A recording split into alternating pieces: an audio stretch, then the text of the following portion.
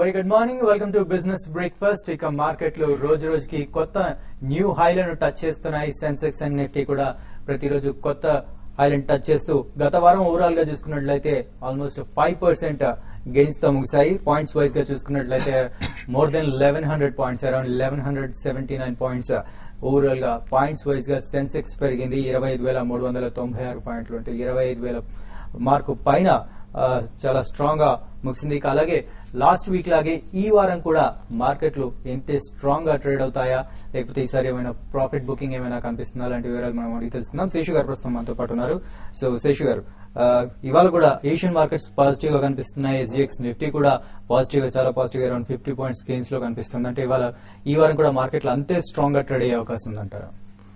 Definite గా అండి. ఎందుకంటే మనకి మార్కెట్ చూస్తున్నాం లాస్ట్ ఒక 10-15 డేస్ గా ఒక చాలా స్ట్రాంగ్ గా ట్రేడ్ అవుతున్నాయి. మధ్యలో చిన్న కరెక్షన్ ఒక రోజు ఒక వన్ డే 100 పాయింట్స్ దాకా నిఫ్టీ మైనస్ లో క్లోజ్ అయింది. అది పక్కన పెడితే ప్రతిరోజు కూడా చాలా వరకు పాజిటివ్ లో క్లోజ్ అవుతున్నాయి.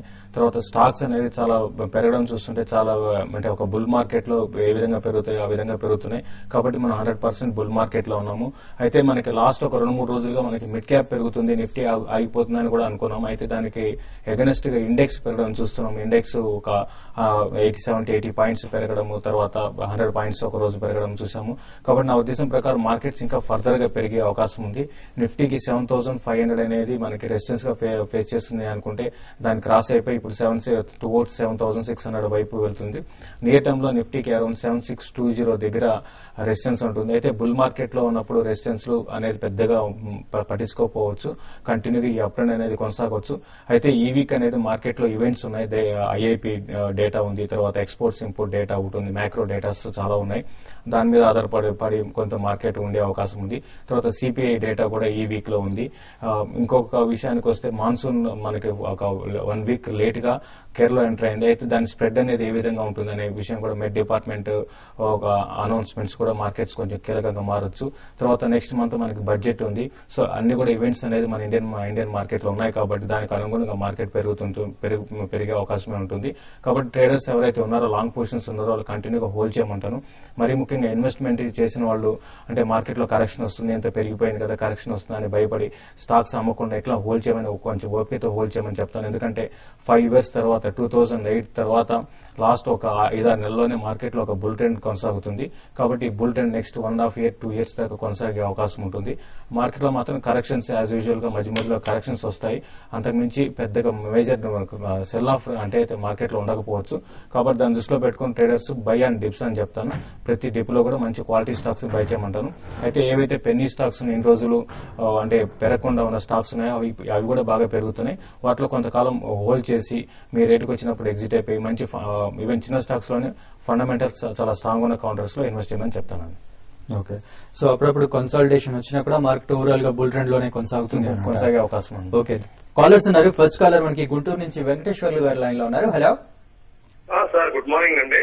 గుడ్ మార్నింగ్ అండి, చెప్పండి సార్. నేను 2010లో వచ్చేసి లక్ష్మీ విలాస్ బ్యాంక్ వచ్చేసి 1500 షేర్లు 130లో బై చేశాను సార్. ఓకే సార్, ఇప్పుడు ర్యాలీ బిగిన్ అయింది కదా, ఈ ర్యాలీలో ఏదైనా నా రేట్ వస్తే బయటకు వచ్చేయమంటారా లేకపోతే హోల్డ్ చేసుకోమంటారా? అలానే విజయ బ్యాంక్ కూడా 3 సంవత్సరాల క్రితం నేను 62లో బై చేశానండి.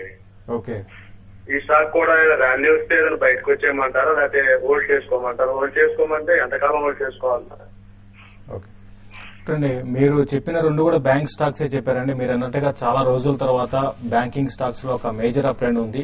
అయితే బ్యాంక్ ఇండెక్స్ పరంగా చెప్పాలంటే బాగా పెరిగిపోవడం చూసామంటే యాక్సిస్ బ్యాంక్ కానీ, ఐసిఐసిఐ బ్యాంక్ కానీ, ఎస్బీఐ కానీ బాగా పెరిగాయి. అయితే దానికి అనుగుణంగా మిడ్ క్యాప్ బ్యాంకింగ్ లో పెద్దగా పెరగలేదు. అయితే లాస్ట్ ఒక మనకి 10-15 డేస్ కానీ మిడ్ క్యాప్ బ్యాంకింగ్ స్టాక్స్ లో మరి ముఖ్యంగా పిఎస్యు దాంట్లో చాలా హెవీ ర్యాలీ అనేది చూసాము. అయితే ప్రైవేట్ మిడ్ క్యాప్ లో అంత ర్యాలీ కనపడలేదు.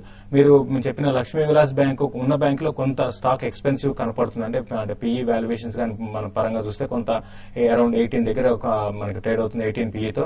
అయితే మిగతా అన్ని బ్యాంక్స్ కానీ మనం చూస్తే దగ్గరగా 5-6 పిఈతో ఉన్నాయి. మరి ముఖ్యంగా పిఎస్యు బ్యాంక్స్ ఇప్పుడున్న పరిస్థితుల్లో ఇది ప్రైవేట్ సెక్టర్ బ్యాంక్ కాబట్టి ప్రైవేట్ సెక్టర్ బ్యాంక్ లో ఇంకా కొంచెం మనకి ర్యాలీ అనేది ఇంకా రాలేదు.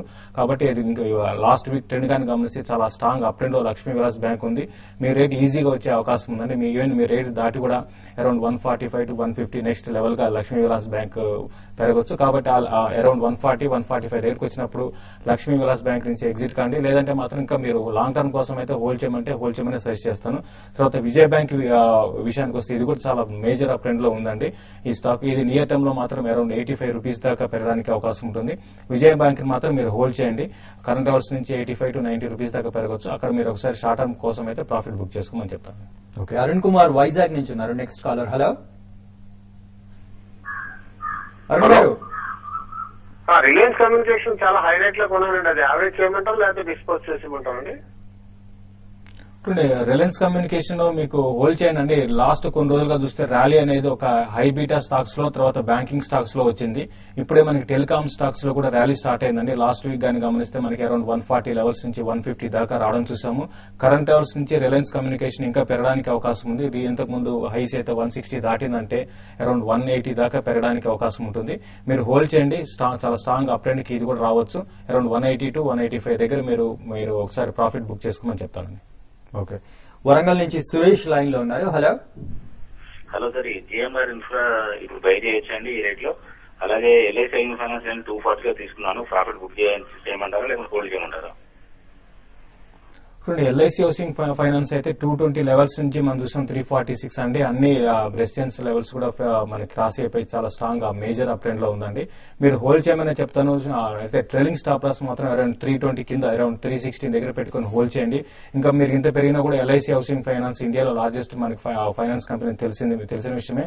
వాల్యుయేషన్స్ ఇంత పెద్ద కంపెనీ కూడా వాల్యుయేషన్ మనం చూస్తే చాలా లో వాల్యుయేషన్స్ తో కోట్ అవుతుంది. కాబట్టి ఇప్పుడు లాస్ట్ కొన్ని రోజులుగా మనం చూస్తే ఏవైతే ఇన్వెస్ట్మెంట్ జరుగుతున్నాయో, ఏవైతే వాల్యుయేషన్స్ అట్రాక్టివ్ ఉన్న కంపెనీస్ లో ఇన్వెస్ట్మెంట్ జరుగుతుంది. కాబట్టి డెఫినెట్ గా ఎల్ఐసి హౌసింగ్ ఫైనాన్స్ ఇక్కడ నుంచి ఇంకా పెరిగే అవకాశం ఉందండి. మీరు ఎల్ఐసిని మాత్రం హోల్డ్ చేయమని చెప్తాను. అరౌండ్ 320 దగ్గర మీరు స్టాప్ లాస్ పెట్టుకుని హోల్డ్ చేయండి. జిఎంఆర్ ఇన్ఫ్రా కూడా కరెంట్ లెవెల్స్ లో మీరు బై చేయొచ్చండి. ఇది మనం చూసాం 25 లెవెల్స్ నుంచి 35 దాకా రావడం చూసాము. అయితే కొంచెం దీనికి డెట్ అనేది ఎక్కువ ఉంది. అయితే నెక్స్ట్ వచ్చే కొద్ది రోజుల్లో ఇన్ఫ్లేషన్ తగ్గి ఇంట్రెస్ట్ రేట్స్ కూడా తగ్గితే మాత్రం డెఫినెట్ గా జిఎంఆర్ ఇన్ఫ్రా కూడా బాగా పెరగడానికి అవకాశం ఉంటుంది. ఆల్రెడీ వీళ్ళు డెట్ తగ్గించుకోవడానికి కొన్ని వీళ్ళకున్న ప్రాజెక్ట్స్ ని అమ్ముకుంటున్నారు. ఏదైనా కూడా లాంగ్ టర్మ్ కోసం డెఫినెట్ గా జిఎంఆర్ ఇన్ఫ్రా బాగుండే అవకాశం ఉందండి. మీరు హోల్డ్ చేయమని చెప్తాను. నెక్స్ట్ హైదరాబాద్ నుంచి ప్రభాకర్ గారు లైన్ లో ఉన్నారు. హలో సార్, నమస్కారం సార్. చెప్పండి సార్. ఇప్పుడు ఇన్ఫో మీడియా ప్రెస్ ఒకటి టీవీ 18 బ్రాడ్కాస్ట్ వీళ్ళు రిలయన్స్ వాళ్ళు తీసుకున్నారని చెప్పేసి నాకు వచ్చి ఉంది కదా సార్ ఇన్ఫర్మేషన్. దాన్ని తీసుకోవచ్చా సార్ ఈ లాంగ్ టర్మ్ కానీ షార్ట్ టర్మ్ కొరకు? అంటే ఆంధ్ర సిమెంట్ ఒకసారి వీటి గురించి కొంచెం ఒకసారి తీసుకోమంటారా? 6 months వరకు తీసుకోవచ్చా? Okay, first Reliance info media TV 18 broadcasting గురించి. టీవీ 18 బ్రాడ్కాస్టింగ్ మీరు అన్నట్టుగా మీకు తెలిసిన విషయం ఏంటంటే 4000 crores తో మొత్తం ఓవరాల్ నెట్వర్క్ వీళ్ళ దగ్గర 24 డిఫరెంట్ అంటే టీవీ 18 మనకి సిఎన్బిసి 18 ఇట్లా దగ్గర 18 దాకా ఉన్నాయండి. అయితే మీరు కరెంట్ అవర్స్ లో మీరు బై చేయొచ్చండి. ఆల్రెడీ స్టాక్ అయితే మనం చూసాం కొంత ర్యాలీ రావడం చూసాము. 8-9% దాకా పెరిగి 52 వీక్ హైస్ లో ఉంది. మీరు కరెంట్ అవర్స్ లో మీరు స్టాక్ ని బై చేసుకోవచ్చు. ఏదైనా కూడా ఇది క్లారిటీ అంటే ఇప్పుడున్న పరిస్థితులు అని చెప్పాలంటే చాలా లాస్ లో ఉంది. నెక్స్ట్ రిలయన్స్ వాళ్ళ గ్రూప్ టేక్ ఓవర్ చేసుకున్నాక మళ్ళీ కంపెనీలో చాలా మేజర్ చేంజెస్ అనేది వస్తాయి. వచ్చినప్పుడు డెఫినెట్ గా ఇది టర్న్ అరౌండ్ స్టోరీ అనేది నెక్స్ట్ 2 to 3 years లో రావడానికి అవకాశం ఉంటుంది. కాబట్టి దాని దృష్టిలో పెట్టుకుని లాంగ్ టర్మ్ కోసం అయితే డెఫినెట్ గా బై చేయమని చెప్తానండి. ఆంధ్ర సిమెంట్ విషయానికి వస్తే సిమెంట్ స్టాక్స్ కూడా బాగా ర్యాలీలో పార్టిసిపేట్ చేస్తున్నాయండి. కరెంట్ అవర్స్ లో మీరు సిమెంట్ స్టాక్స్ కూడా బై చేసుకోవచ్చు. అయితే ఆంధ్ర సిమెంట్ కన్నా నాకు జేకే సిమెంట్ ని బై చేయమని చెప్తాను. దానికన్నా కొంత ఇది జేకే సిమెంట్ కొంచెం అట్రాక్టివ్ ప్రైస్ లో ఉంది. లేదంటే మాత్రం ఇండియా సిమెంట్స్ ఒకటి కూడా బై చేసుకోవచ్చు అండి. ఆంధ్ర సిమెంట్ కన్నా ఇండియా సిమెంట్ కానీ జేకే సిమెంట్ కానీ నేను సజెస్ట్ చేస్తానండి. ఓకే, సో ఇక్కడ షార్ట్ బ్రేక్ తీసుకుందాం. బ్రేక్ తర్వాత మరిన్ని కాల్స్ అండ్ మెయిల్స్ కూడా చూద్దాం.